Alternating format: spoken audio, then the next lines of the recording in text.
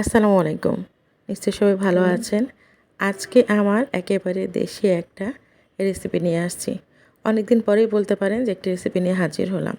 আজকে রুই মাছ না কাতল মাছ দিয়ে আমি সিম আলু রান্না করেছি।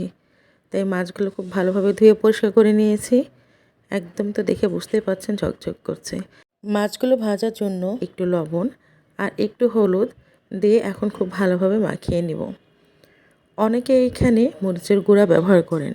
আমি মরিচের গুঁড়া ব্যবহার করব না, কেননা আমার কাছে কেন যেন মনে হয় মরিচের গুঁড়া ব্যবহার করলে মাছ ভাজার সময় খুব বেশি ঝাল ওঠে এবং অনেক সময় দেখা যায় যে লাল হওয়ার কারণে মাছটা দেখতে ভালো লাগে না। একদিকে হলুদ মরিচ মাখাতে মাখাতে অন্যদিকে কড়াই বসিয়ে দিয়েছিলাম এবং কড়াইটা গরম হয়ে গেছে। আমি এখন মাছগুলো ভেজে নিব। এই রান্নাতে মাছগুলো একটু লাল করে ভাজলে আমার কাছে কেন যেন বেশি মজা লাগে। আপনারা চাইলে হালকা করে ভেজে নিতে পারেন। আমার মাছগুলো এক পাশ ভাজা হয়ে গেছে, আমি অপর পাশ উল্টিয়ে দিচ্ছি। মাছ ভাজাটা নির্ভর করবে একান্তই আপনার উপরে। অনেকেই আছে খুব কড়া করে ভেজে খেতে পছন্দ করে, অনেকে আছে হালকা একটু করে ভাজে। তবে এই রান্নাটা মাছ না ভেজে শুধুমাত্র কষেও করা যাবে। আমার এদিকে তো মাছ ভাজা শেষ। আমি সেই একই তেলের মধ্যে সামান্য একটু তেল যোগ করে আবারও এখানে 2টা পেঁয়াজ কুচি করে কেটে রেখেছিলাম সেটা দিয়ে দিলাম। এখন খুব ভালোভাবে নেড়ে ভেজে নিচ্ছি। পেঁয়াজগুলো যখন ব্রাউন কালার হয়ে আসবে চুলাটা একটু কমিয়ে দিয়েছি। এরপরে দিয়ে দিলাম 3 চা চামচ মতো পেঁয়াজ বাটা। যেহেতু আমি এখানে পেঁয়াজ ভাজাও ব্যবহার করেছি তাই পেঁয়াজ বাটা দিলাম কিছুটা। সাথে দিয়ে দিলাম আমি আমার টেস্ট অনুযায়ী মরিচের গুঁড়া, কালার অনুযায়ী হলুদ, লবণ, আদা রসুন আর সঙ্গে হচ্ছে জিরা বাটা। সামান্য একটু পানি দিয়ে আবার খুব ভালোভাবে কষিয়ে নিচ্ছি।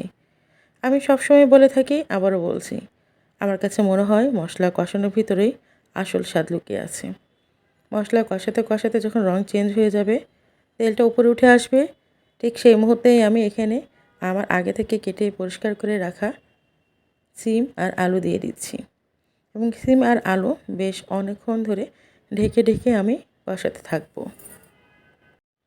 এইখানে আরও একটা ছোটো টিপস বলে দিই, যে কোনো সবজি আপনি চুলার জালটা একটু জোরে দিয়ে কষাতে থাকবেন, তাহলে আপনার সবজিটা কালো হবে না, রঙটা অপরিবর্তিত থাকবে।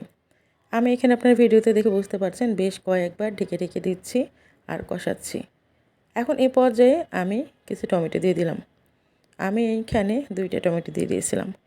আমার কাছে সিম আলু এর ভিতরে যদি টমেটো না দেয় কেন যেন মনে হয় যে একটু অপূর্ণ থেকে গেল, আর বারে বারে হালকা একটু পানি দিয়ে বেশ সময় নিয়ে কষিয়ে নিচ্ছিলাম।